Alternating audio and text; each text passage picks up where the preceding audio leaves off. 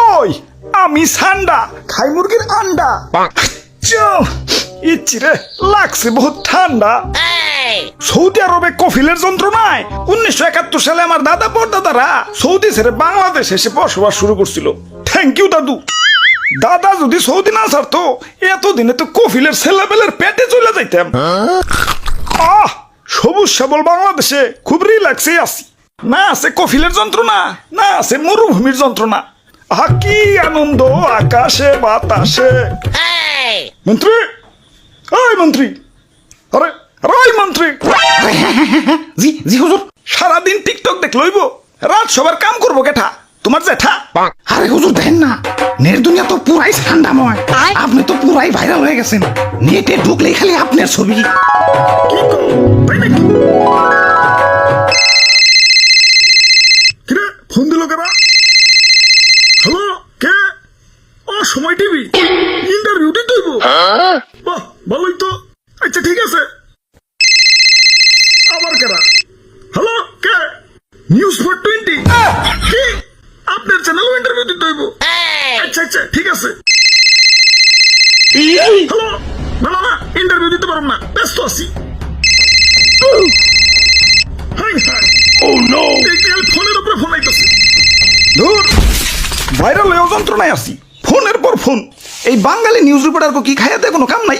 কেউ ভাইরাল হইলি হয়, ওরে নিয়ে নিউজ বানাইতে বানাইতে জগা খিচুড়ি বানাই দেয়। মানুষে পাত দিয়েও সারা পারে না, ওইটাও নিউজ হয়ে যায়। সবাই খালি নিউজ রিপোর্টাররা না, ইউটিউবাররাও। তাই ভাইরাল হয়ে ভালোই লাগতাছে। নিজেরে পুরো মেগাস্টার ফিল হইতাছে। সাকিব খান রে ফোন দিয়ে ক বরবাদ টুতে যেন আমারে রাখে। আরে হুজুর, খবর কিছু রাখেন। বরবাদ টুতে আপনারা রাখবো, নিশ্চয় রাখবো। তো এই অ্যাক্টর হিসেবে না, খাবার টেবিলের খাবার হিসেবে। কি কও তুমি? হ্যাঁ, দেশে ঠান্ডা ভাইরাল হওয়ার পর থেকে দেশের পাবলিকরাও আমাকে ধরে ধরে খাওয়া শুরু করছে। অনেকে তো ঠান্ডা ভেবে বেচারা ঘুষাবেও ছাড় দিতেছে না, ঘুষাও খাইতেছে। কও কি সৌদির কফিল কি বাংলাদেশে বললো নাকি? হুজুর, এই মাত্র খবর পাইলাম সুলতান ডাইনে ঠান্ডা বিরিয়ানি চালু করছে। এতক্ষণে কাম হইছে, বংশ তো নির্বংশ হয়ে যাবে।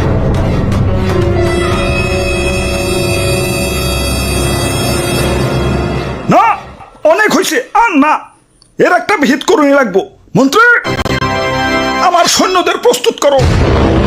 যা যা আছে সব কিছু নিয়ে এয়ারপোর্টে হাজির হও। দেশ ছেড়ে পলাই তুইব। গুসাব, তোমরাও চলো। যে দেশে ইন্টারনেট নাই ওই দেশে যাবো।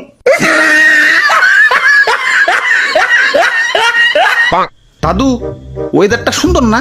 পিকনিক করবার মন চাইতেছে। ওরে বাপুরে, আমি এর মধ্যে নাই। ইয়া গতবার আমাদের দিয়ে মুরগি চুরি করাইছিলে, ইয়া ধরা পইরা কি দৌড়ানি দেয় না খাইছি।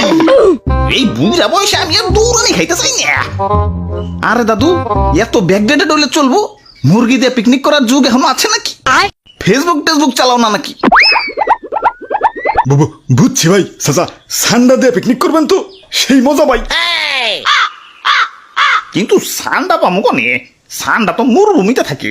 এখন এই গরমে কি মরুভূমিতে যাবো নাকি? আরে দাদু, ঠান্ডা ধরতে আবার মরুভূমিতে যাওয়া লাগে নাকি? বাংলাদেশের জঙ্গলেই তো অভাব নাই। তাহলে তাহলে তাড়াতাড়ি চলেন ভাই, দেরি করুন যাবো না। আগে সান্ডা ধরে নিয়ে আসি।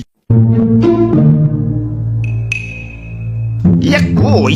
ইয়া দূর দূরান্ত তো কোনো সান্ডা দেখতাছি না। খারাপ, ওই দিকটা একটু দেখে আহি।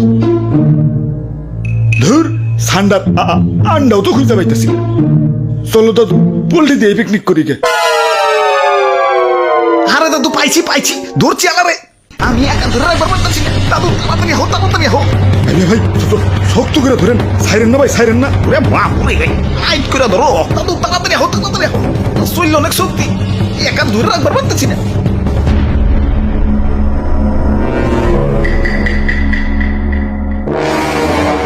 ওরে বাপুরে, ইয়া কেমন জানি দেখা যায়।